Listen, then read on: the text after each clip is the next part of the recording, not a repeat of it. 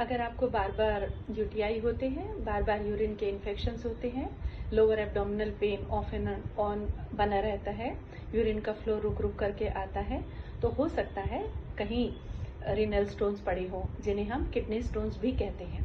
Kidney stones कोई एक भी हो सकता है, 7 mm का, 10 mm का, 12 mm का और मोर देन दैट, और वो छोटे छोटे रेत के कण जैसे भी हो सकते हैं। लेकिन उनका पता अल्ट्रासाउंड में ही चलेगा या फिर केयूबी के जो रंगीन एक्सरे होते हैं उसी में पता लगता है।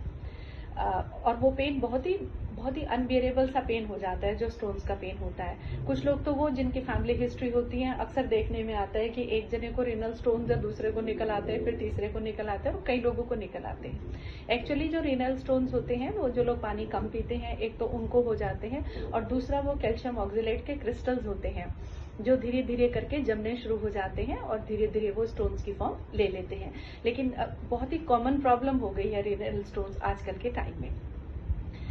तो ऐसे पेशेंट्स को क्या करना चाहिए? आयुर्वेदा में बहुत अच्छी दवाई अवेलेबल है, जिसमें पाषाण भेद है, जिसमें वरुणादि क्वाथ है, जिसमें गोक्षुर है, जिसमें पुनर्नवा है, जो सभी डायूरेटिक्स का काम करते हैं, यूरिन को खोल करके लाते हैं, और जैसे ही पेशेंट प्रेशर के साथ यूरिन को फ्लश आउट करता है, उसी के साथ वो उसके जो स्टोन्स होते हैं, कम mm के जो स्टोन्स होते हैं, वो धीरे धीरे करके क्रश होकर के यूरेटस के थ्रू और फिर ब्लैडर से बाहर निकल जाते हैं। रीनल स्टोन्स के किसी तरह की भी प्रॉब्लम के लिए आप आयुर्वेद अपनाएं। आयुर्वेद में बहुत अच्छी मेडिसिन अवेलेबल है, जो सिरप फॉर्म में भी है, जो बहुत सारे काढ़े के फॉर्म में भी है और टैबलेट्स फॉर्म में भी है।